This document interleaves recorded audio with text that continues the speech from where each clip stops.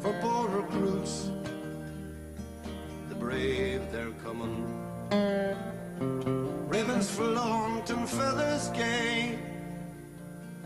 The songs and sights they're surely trilling dazzle village youths today. A flock to take a Saxon shilling.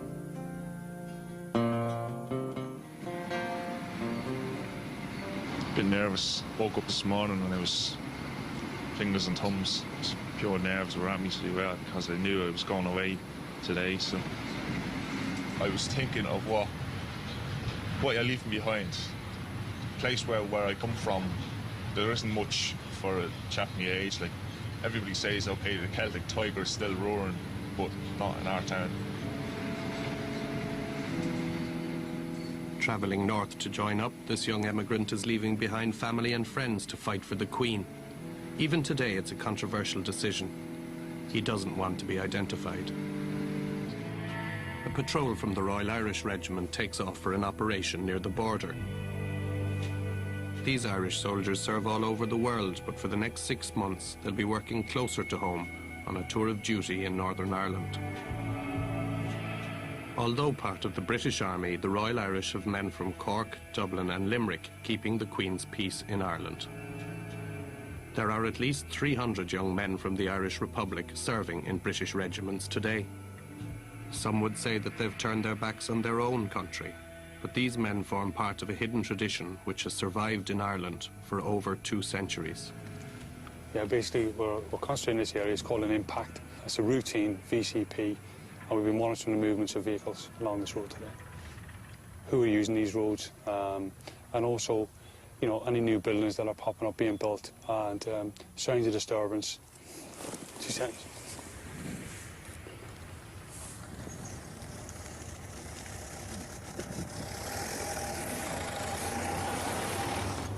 Hey, sorry, how's it going? Just a mail, is it? Just a mail, is it? Yankee 0, Yankee 2-1, check. Echo 03837. Still around here? Busy at all today? It's getting busy now from now to... Obviously, when people hear our accents, mixed reaction, like, you know. Some are happy, some give us abuse. I was one time here, like, you know, we stopped the car, we stopped some bloke, and he wanted to know, obviously he heard my accent, and he wanted to know what the Irish Army was doing so far north, like, you know. He thought we'd invaded the country, you know, but obviously I explained to him, like, you know, I was with the Brits, so... I tried for the Irish Army years ago, and obviously done the interviews, done the medicals, passed all that, and I was told there could be a 3-year waiting list, and I wasn't going to be waiting about. I mean, at the time I was ambitious, I wanted to get somewhere, I wanted to do something with my life. Originally from Cork, down the Republic, a place called Mayfield, and this is my 4th tour now. They don't get any easier because obviously the enemy's still there. However, you do learn to adapt a little bit easier. Looking forward to getting home. The countryside isn't that much different. The grass is slightly greener down south, but and the people are certainly friendly down there as well. Basically, I found myself coming full circle. I left down as a young man, a young civilian, and then I came back to what I perceived as Ireland, even though it's Northern Ireland, in a uniform and seen in a different light. You know, because I had the uniform on, I was seen as an occupying force. Some people perceive us as there to help them. And I had a slight bit of an identity crisis. You know, one time I thought to myself, well, am I doing the right thing here? Am I on the right side? Am I persecuting Catholics? I'm a Catholic. That lasted for a while, and then I stopped this suspected terrorist. He said a few things that made me realise that I was on the right side. You know, this was a Catholic from Northern Ireland who was in the IRA, and he didn't care if the enemy, if the person that he killed or organised to kill was a Catholic, was a Protestant. To him, it was just a target, and then that kind of made me realise that I was on the right side, and you know, I wasn't the same as them.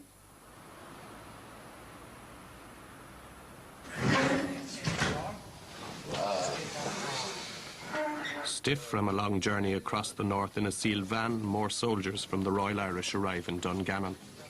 In the past, Irish regiments didn't serve in the north, but recent cutbacks mean that all British soldiers can be sent there now. I wanted to go to Northern Ireland.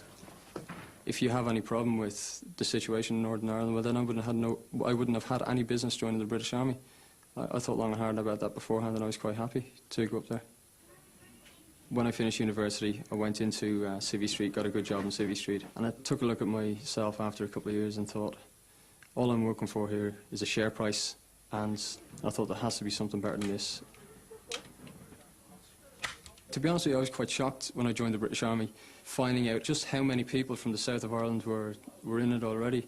You may even meet people you know from home, and you suddenly realise they're in the British Army and they realise you're in the British Army.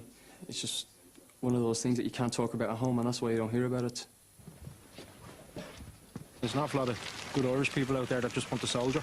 At the end of the day, they're not too bothered what side they pick up, you know, or, you know, who they fight for. They just want to soldier, that's all.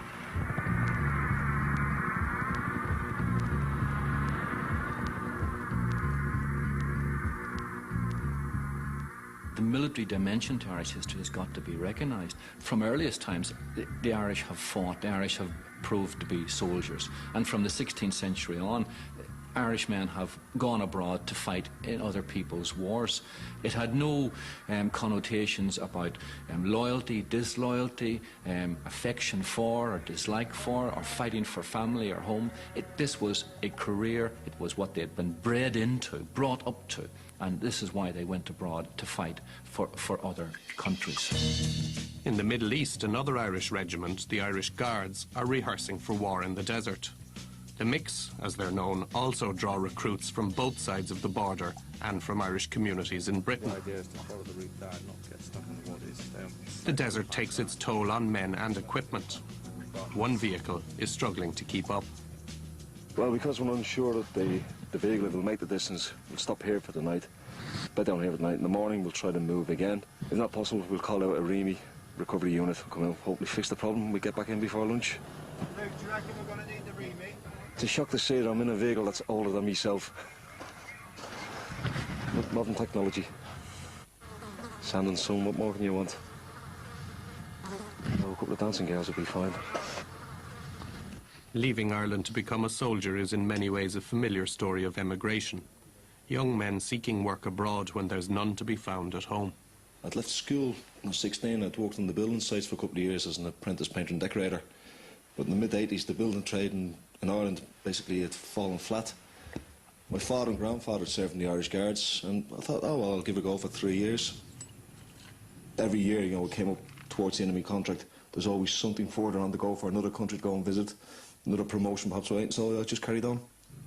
I used to enjoy playing Gaelic football, but it wasn't so great being an unemployed teenager in Dublin. And at the time, there was not a great deal of work going on in Dublin for young lads. And it wasn't just me who gave up Gaelic football. I think there was, must have been about 40% of the team that I played on also gave up Gaelic football to go to London or America. I just happened to join the army, but the guys went on and done other things. I'd never actually left the Republic of Ireland before I joined the army, and I'm in just over 4 years now, and in those 4 years, this is my 20th country now, young man. Not one of the nicest ones, but the 20th anyway. I was born and grew up in Dublin, a suburb called Ballyfermot, educated at the Christian Brothers schools in the neighbourhood. Had a variety of jobs, from working in warehouses to basically packing plants, stuff like that. I tried to join the Irish Army, and I was too old at the time because they were only taking school leavers. And a friend of mine just said, well, why not go abroad? And there was a choice basically of the French Front Legion or the British Army. They were the two big recruiting things for Irish guys. And I said I would give the British Army a crack for us because the Legion obviously is a much more uncomfortable life. Well, I buttered me brogues and shook hands with me spade, and away down the road like a dashing young blade, when up comes a sergeant and he asks me to list. At a sergeant a grab, put the bob in me fist, with me to We have to remember that until the end of the 18th century, Irish regiments were in fact banned from the British Army. Irish recruits were prohibited. There was a feeling that Irish recruits would be unreliable, and that in any case it would be most unwise to teach Irish Catholics in particular the use of arms, lest they would put their knowledge to good use when they got back. Now the first thing they gave me, it was a red coat, So far as the military command is concerned, the need for recruits overrules all political consideration. This was evident in the 1780s. Recruits were needed. Therefore, if the penal laws, for example, stood in the way of large-scale recruitment, the penal laws had to go. A century of exclusion went within a matter of 20 years, and Irish regiments began to be recruited. And the next thing they gave me, they called it a gun. The Irish inflow into the British Army is quite astonishing. From almost 0%, by the 1830s, perhaps 40% of the British Army was Irish. By the 1850s, perhaps 50% of the British Army was Irish. It constitutes, by any standards, a military revolution. Oh, with me to run and you and ya.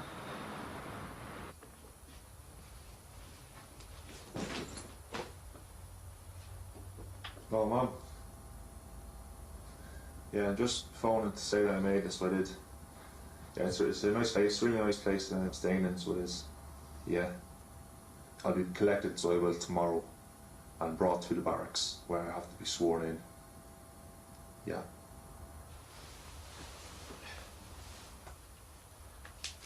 The thing with the young Irish boys leaving Ireland is they make the conscious decision initially to leave home and to try and make their fortune in the future. There is no going back. If you either go back as a success or as a failure, you've left your home and you've left your family behind. In some situations, you can tell your parents that you're going to join the British Army. In some situations, you can't tell anybody.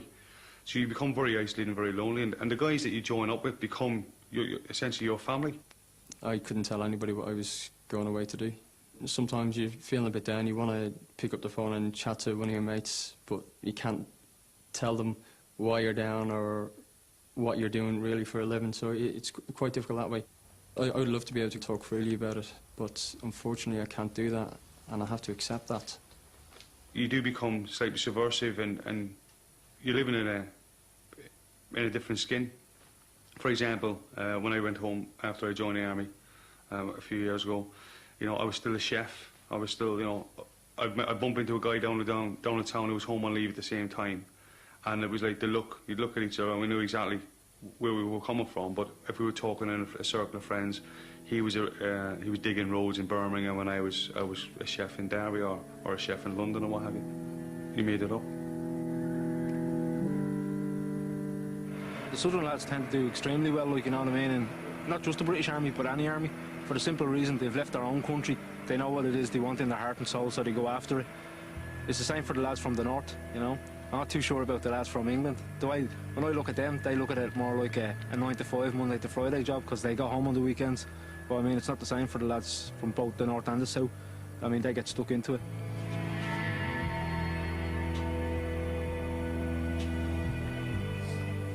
I was born in West Belfast, and I remember seeing the Brits, as they were called, who was then running around the streets.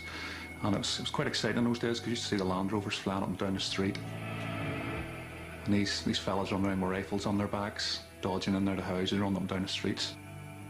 And you didn't grasp the wider aspects of things, of why people were throwing bricks at the soldiers or why they were shooting them. It just didn't come into it. I was a kid and it was fun.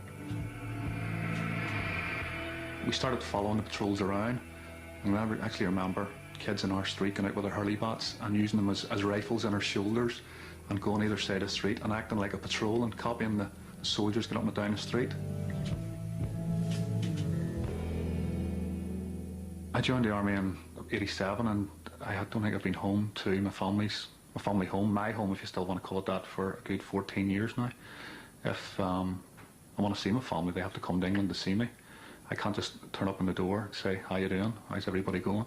And people in my family have died since I've been away, and I haven't been able to go back for funerals and things like that. So you do have to give up a lot. What I do is I look at the bigger picture, and I've got friends who are lying in the cemetery, friends who served time in jail, and if I had stayed where I was, I probably would have ended up in the same situation. I was one of the lucky ones. I got out.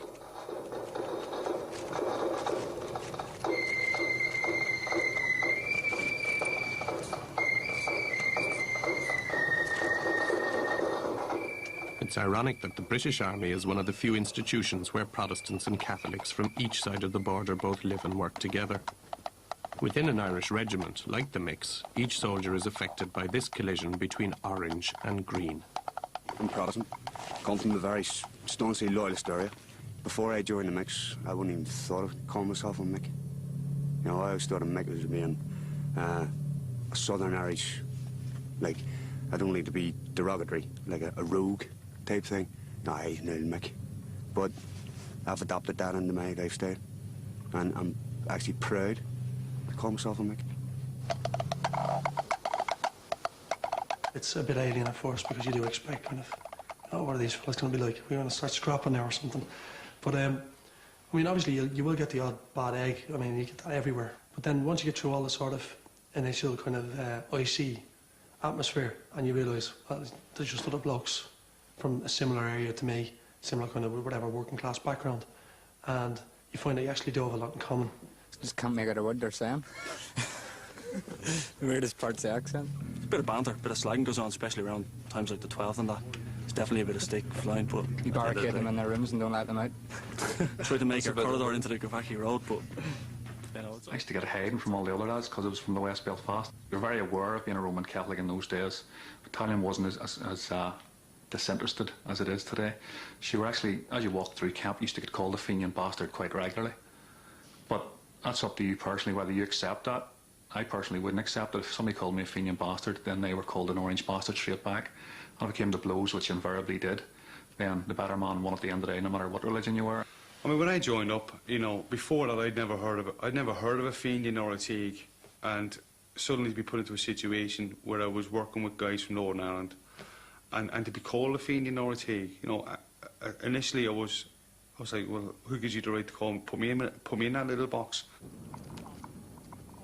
I broke a fight up one day, and the guy that I stopped goes, "You Fenian fucker." Well, what had that got to do with the fact that he was looking to give this guy a kicking, and I happened to stop it?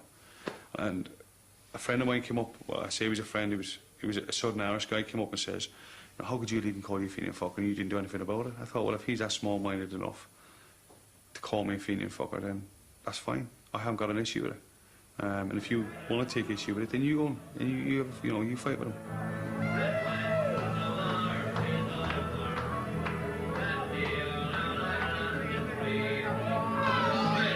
Sectarianism is a reality, but the clash of cultures within these regiments has also created a unique form of Irish identity, rarely glimpsed by outsiders.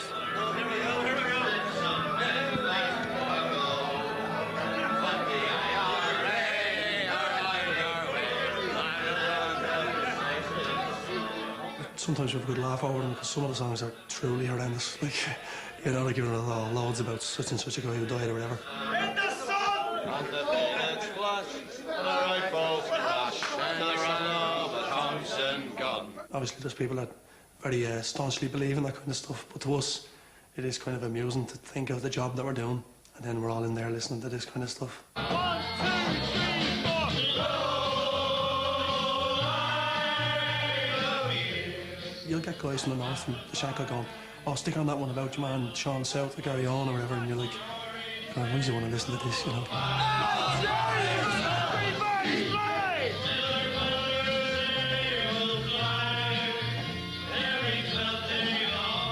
Being honest with you, if you're an Irishman and you come from the Republic, you're very much aware of the history of Britain and Ireland. You're brought up, you know, at school with 1916 rebellion and the history of all that.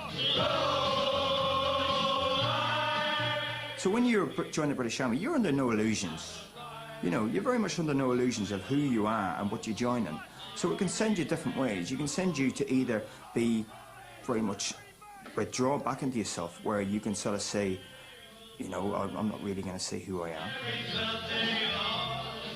Or it can completely send you the other way, where you're like, yeah, I'm who I am, and if you don't like it, you know, tough. You know, you're flying tricolours every 2 months.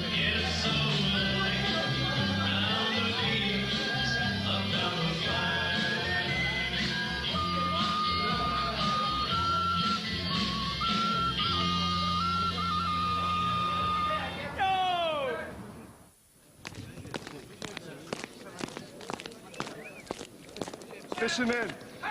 A very simple, easy parade. Concentrate what's going on. Keep the mind working all the time. I know some of yous have taken some mind-numbing juice last night.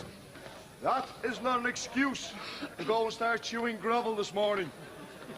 Because if your chin hits that square, mark my words, I will lift you up by the ears and frog march you up for a personal audience with the Duke himself. The Scots Guards amongst yous, today is St. Patrick's Day, in case you haven't realised. I know yous are always drunk, but it's the only day here that the mix get drunk. Okay, boys? Who's suppling? Keep suppling. You go down, son. Stand by.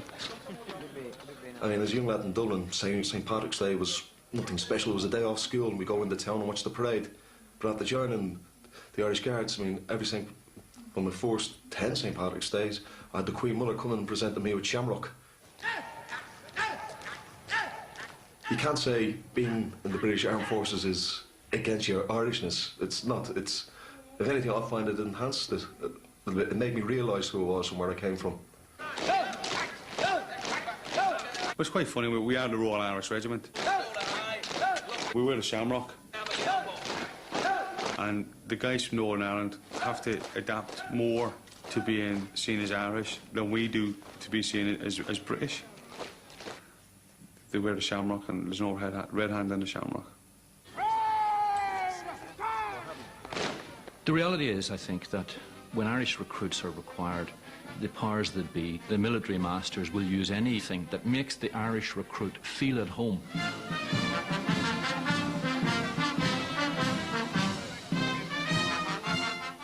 And if you want shamrocks, if you want Irish Guards, if you want Irish Mastiffs, if you want bands, St. Patrick's Day parades, anything like that which might be frowned upon politically from certain quarters would nonetheless be valued, played up and brought forward as an inducement to get recruits from wherever they could be found. In other words, they'll sing any song, they'll blow any trumpet as long as it produces recruits. Soldiers from the south might be comforted by symbols of Irishness, but they can't for long escape the fact that they're in a foreign army, serving the British monarch.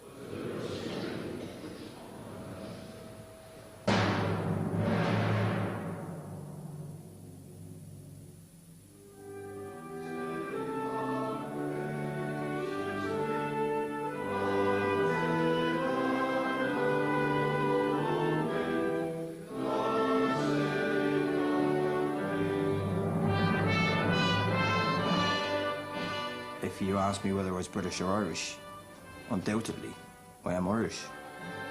You can be serving in the British Army and have very much Republican tendencies. I've met people, and they've got heroes of 16 on the wall. People will put you in boxes and categories, but it ain't that simple. I felt a bit peculiar to begin with. At first I didn't even sing it at all. More of the fact that I didn't know the words than anything else. But at the end of the day, it's just a song. And if you've made the sort of leap of going and joining the British Army and signing the oath of allegiance, it's no big thing just to sing a national anthem. When I was younger and the English national anthem would come on, I wouldn't dream of standing up for it. And there I am standing proud as punch. I'm standing proud as punch because my wife is English, my kids are English, my family's being paid by the British government, and whilst I'm being paid and whilst I'm on parade, I am very patriotic to the fact that I am fighting for Queen and country.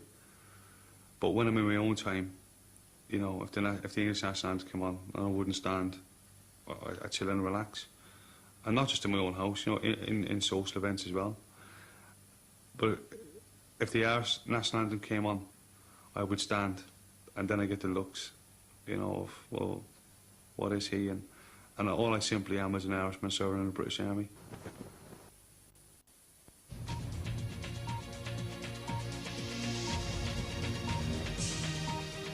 A 160,000 people have already paid their respects to the Queen Mother as she lies in state. Thousands are standing patiently in the chilly evening air this evening, waiting their turn. Left, right, left, right, left. Turn straight away. Good.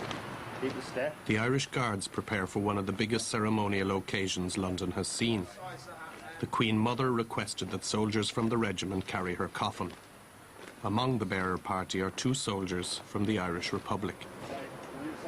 Okay, think about the drills. Stay switched on at all time. You know it's a great honour and it's quite a privilege. We make sure that we do this correctly, okay? Right.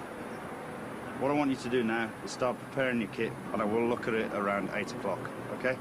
Happy? Sure. Any questions for me? Right, away you go. I always wanted to be a soldier, but I never expected to be on that level. Like, a young bloke from Ballagh joining the British Army, ended up carrying the Queen Mother's coffin. Never expected that. To be honest, I'm actually very proud. It's like an extra bonus to me. Like, it makes me feel outstanding, knowing that I've actually done something like this. I'll never forget it, like.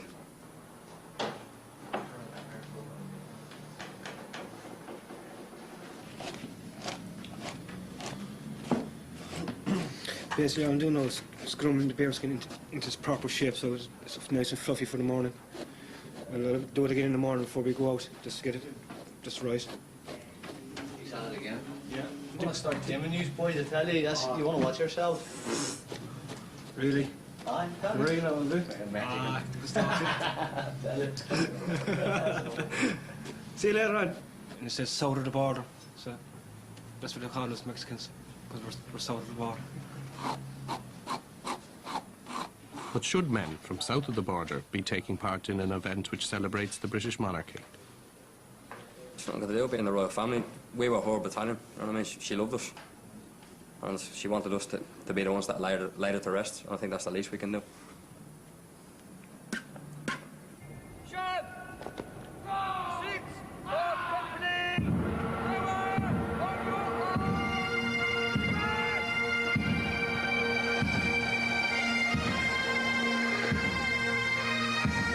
Coffin led by the Irish Guards. Guardsmen O'Neill, Hewitt, Wall, Fleming, Organ and Campbell, who have this difficult but proud job. Irish recruitment to the British Army has, I think, been a rather hidden phenomenon. It's well known to the top brass within the military this was an important element within the British Army. But it has not generally been, I think, perceived by the Irish public that this is in fact going on.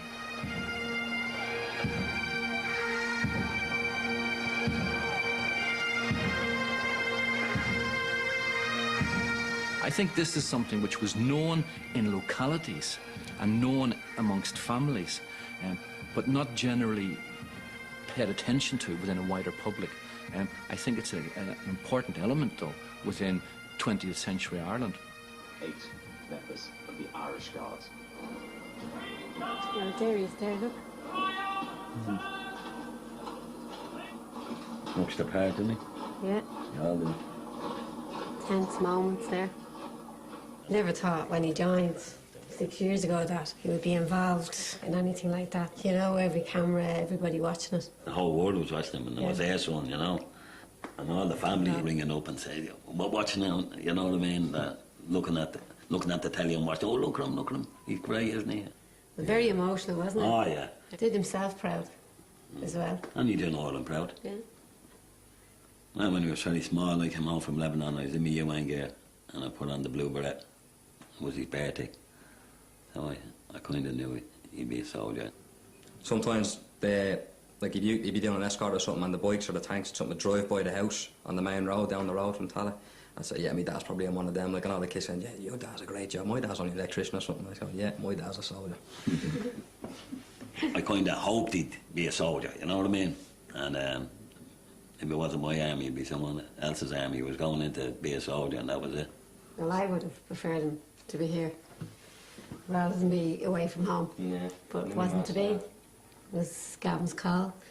Yeah, some people give you a stick about him being in the British Army, but I do tell the people, but there's people from Navan Road, Ballymun, Ballyferma, everywhere. In my unit. In the unit. Once we beat them in the soccer, no mind. When I was young, I had a twist for punching babies with me fist. And then I thought I would enlist and join the British Army. All looking for monkeys in the zoo, and if I had a face like you, I'd join. Not all Irish parents find it easy to accept a son who fights for Britain. 30 years of conflict in the north have hardened attitudes to British soldiers across Ireland. For many families, the peace process is irrelevant. The shock and stigma of discovering that their son is a Brit remains as strong as ever. My mother went ballistic. My mother went absolutely ballistic. It was shock silence for the first few minutes. To be honest with you, I hadn't even unpacked my bags when I went home at that stage because I didn't know whether I'd be going straight back out the door with them. Uncles and aunts who were in the Republican movement, quite staunch Republican family, and for years, in fact still to this day, some of them still won't talk to me. But that's their choice.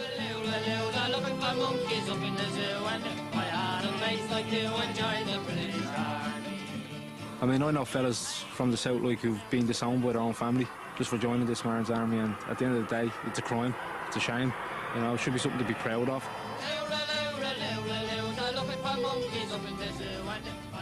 I mean, there's a lot of people in Dublin think that Irish fellas, especially in the British Army, is wrong, but it's just another job at the end of the day, and a lot of people frown on it.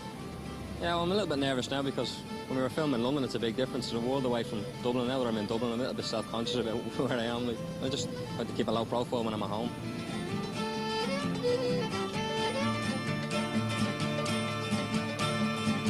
We beat the enemy with a fuss and leave the boys out in the dust. I know it ain't quite maybe us, the gallant British Army. Evidence of Ireland's connection to the British Army also keeps a low profile. At the entrance to Stephen's Green, an arch commemorates Dubliners killed fighting for Britain in the early 1900s. When these Irishmen died, their patriotism was not in question. Their namesakes would become famous just a few years later, for entirely different reasons.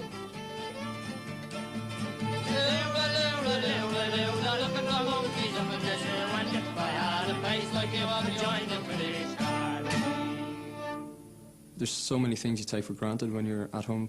Once you go away, you start really appreciating your history all the more and appreciating the fact that you are a Southern Irishman in the British Army. The 1st Battalion of the Royal Irish Regiment moves up for an attack during a training exercise. Modern weaponry has changed the battlefield, but in many ways the soldier's job remains the same today as 80 years ago, at the height of Irish involvement in the British Army. Almost 150,000 Irishmen, many of them nationalists, volunteered to fight in the killing fields of Belgium and the Dardanelles during the First World War.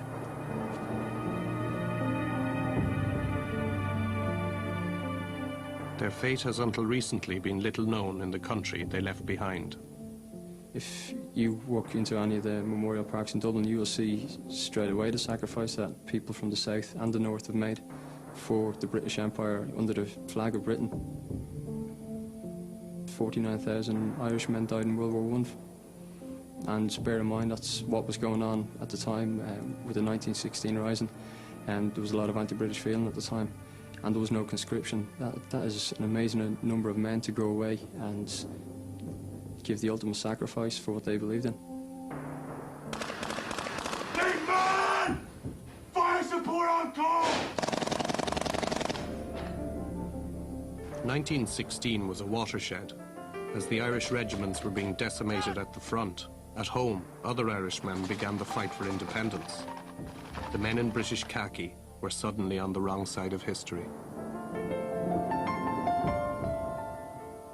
Certainly one of the more poignant aspects, I think, to the modern eye is the spectacle of Irishmen on both sides of a given conflict.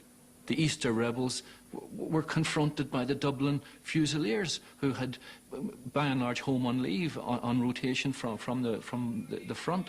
This is one of the tragedies of Irish history, that Irishmen should confront Irishmen on battlefields throughout the world.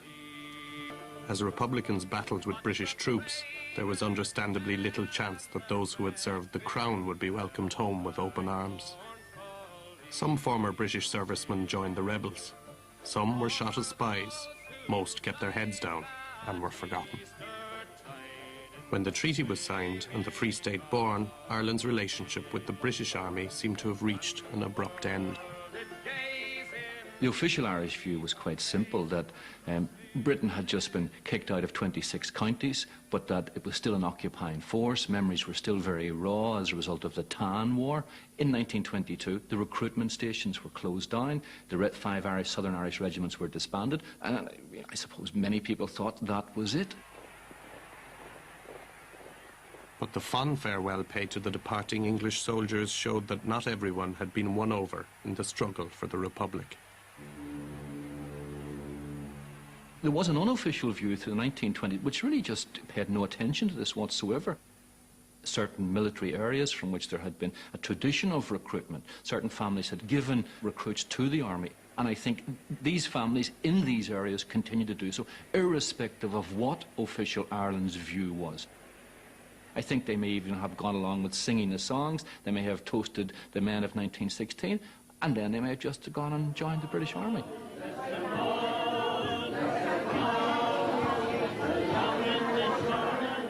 And some traces of that culture remain. Tucked away on the quays in Dublin, ex-British servicemen have a social club. Here, an alternative view of Irish history is kept alive.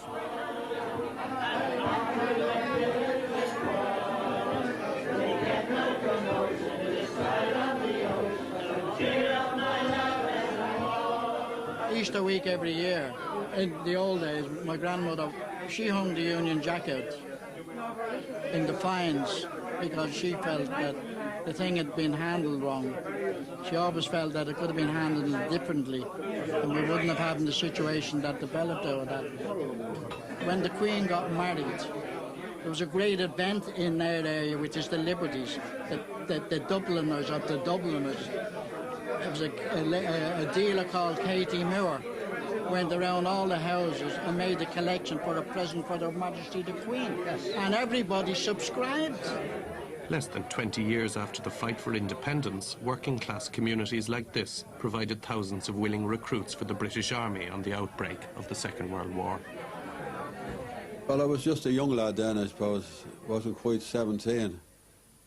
And there was no work to be had. And we were standing around the corner, about a half dozen of us, and the war broke out, and we were saying, well, we would like to be in on it because there's quite a few First World War men lived in the area where we lived, and we used to hear stories from them. So we thought maybe we'd do likewise and go and join up. So we were going to win the war for the Brits, of course, but it didn't turn out that way. You have to remember the economic situation at the time in Ireland. My hometown of Carrick was absolutely... they were going on the boats every day over to England, and they were working there, and a lot of them joined of their own free will, and some of them were called up. People going all of the time, people leaving, and some never coming back. Never coming back.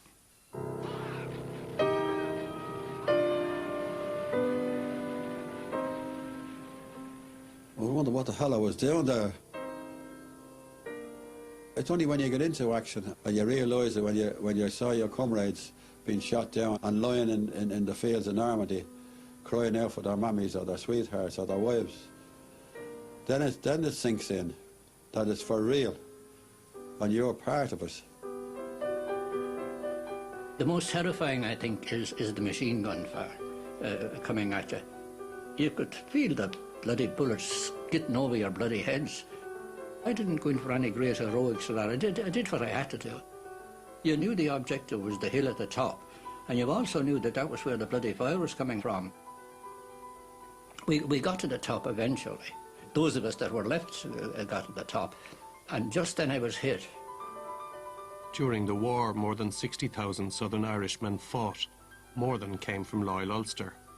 Over 3,000 were killed. All of the men were volunteers. And we call it loiders, flying coffins, because we're only made of plywood, and when we crossed the Rhine, there was 32 to a loider, and 8 of us got away from that loider alive. The rest were dead. Now, how again I escaped, I'll never know. They were all Irishmen. and they laid down their lives for freedom, not for king and country, for freedom. Irish Second World War veterans didn't return home as heroes. Officially, the war had passed their country by. With the neutrality and all that, they just didn't want to know. They weren't hostile or anything. They just ignored it, I suppose, to a great extent. Well, the funny thing, they weren't. They didn't talk about it because I didn't think I had done anything to be talking about. I was there and that was it.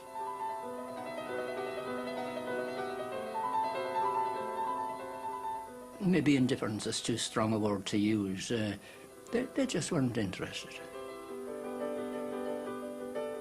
Due to falling membership, shortly after this social night, the British Legion Club in Dublin closed down.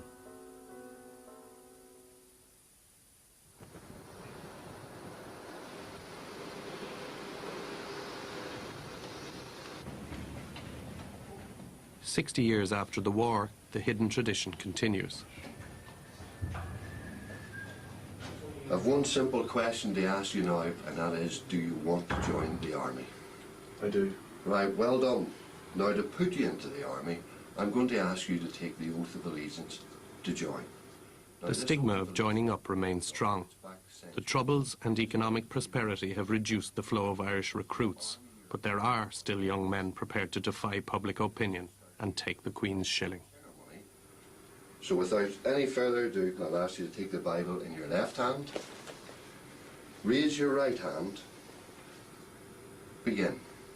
I swear by Almighty God that I will be faithful that I will be faithful and bear true allegiance and bear true allegiance to Her Majesty Queen Elizabeth II, to Her Majesty Queen Elizabeth II, her heirs and successors, her heirs and successors, and that I will, as in duty bound, honestly and faithfully defend Her Majesty, honestly and faithfully defend Her Majesty against all enemies, and will observe and obey all orders of Her Majesty, her heirs and successors, and of the generals and officers set over me. It's my career ambition in life to be a soldier. Well done. While I had my hand on the Bible, I was just thinking, like, geez, I'm doing this now. I'm really here. I'm British Army, Jesus, you know. I'm here now, so I am. All we're going to do now is just try on various items of kit. Okay, you happy enough? Soldiers from the Republic have to deal with the fact that many people at home view their decision to serve the Queen as a betrayal. Can you really be Irish in a British uniform? There wasn't any worries in my own mind about joining the foreign army. Obviously, you're still going to get people at home that will look at me joining the British Army in a very bad light. But that, to me, didn't matter whatsoever. I was going to go off and do what I wanted. I knew I wanted to join the British Army. I knew I wanted to serve under the Union Jack. No, I don't feel disloyal in any way. Don't feel ashamed about what I do. At the end of the day, it's soldiering, like, you know. It doesn't matter who you soldier for. I mean, if the Irish Army wanted me, they could have had me years ago, you know, and obviously it's their loss. Do you want the honest truth? I joined up to fight for myself, to fight for a career, to fight for a life. I've served all around the world fighting for the Queen. That's because the Queen pays me. I'm still Irish. You sign the oath of allegiance, and there is a big part you do swear loyalty to Her Majesty the Queen, the officers and non-commissioned officers she sets over you. So at the end of the day, if you think that when it comes to the crunch, you can just sort of walk away from it, I don't think that's an option at all. I think that would be disloyal. Far worse than my disloyalty of going abroad and joining the British Army. I think I've signed a contract, and while I've signed that contract, and while I'm serving that contract, I'll stick by it.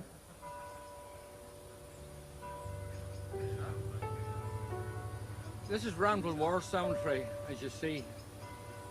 In here is buried 50 Royal Ulster Rifles who were killed in the area of Columnbells, Cannes and Honfleur. Serving Irish soldiers visit war graves in Normandy, accompanied by men who served with the fallen.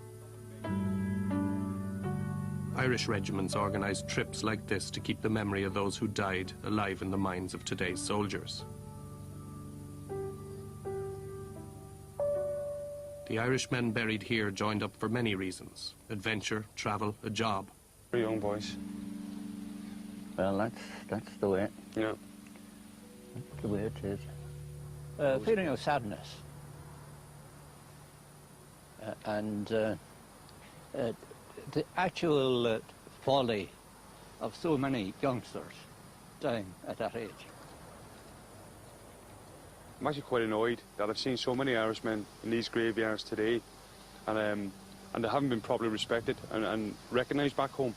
And there's families across there that have got people buried here, and they can't talk about it, and they can't let people know that their sons have died, you know, in some way bringing Europe to what it is now. And I think it's a great shame. I actually wonder, if I die in a conflict, will my family be able to talk about what I've done? And I don't think they will be able to. I think it's a disgrace. Dublin also holds its war graves. Behind the Phoenix Park is an unmarked military cemetery. Buried here are Irish soldiers who died before independence in 1922. It's one of the few places where the British military tradition in Ireland is still discreetly remembered. Listen, a martial sound is heard. The sound of soldiers fife and drumming. We get a lot of locals who maybe have lived here or they grew up here as children and they never even knew that the cemetery was here. The gates are always closed over and it kind of maybe gives the impression that the place is private and closed off, so a lot of people don't come in. Feathers gay. The sounds and sights they're surely thrilling dazzle village youths today. What flock to take a Saxon shilling. I do find it fascinating. For, like, if my family, if we went back, like on one side I would have had a grandfather who would have been in the British Army, and then the other side I would have had a grandfather who would have fought in 1916. And it's kind of, it's funny to think, attending the graves maybe of the guys that were on the other side to him. It's kind of sad as well to see why a lot of these guys would have been caught in a really tricky situation, you know.